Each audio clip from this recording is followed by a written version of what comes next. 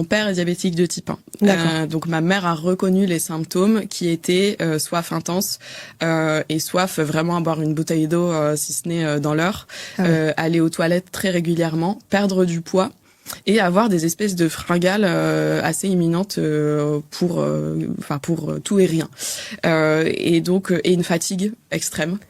Et ma mère s'est dit là je pense qu'il y a un souci et donc elle m'a amenée chez le pédiatre. Tu te rappelles peut-être pas, mais ça s'est installé genre sur quelques jours, semaines ou mois pour donner la température.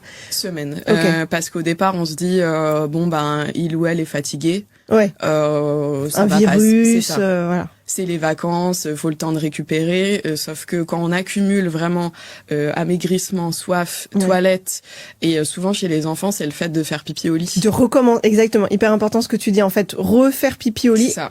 Et ça, même, alerte ultime, allez voir votre médecin. Si c'était pas le cas et que d'un coup il y a pipi au lit, ça c'est. C'est très important finalement s'il y a ces symptômes-là et qu'il n'y a pas un médecin disponible tout de suite. Finalement, urgence.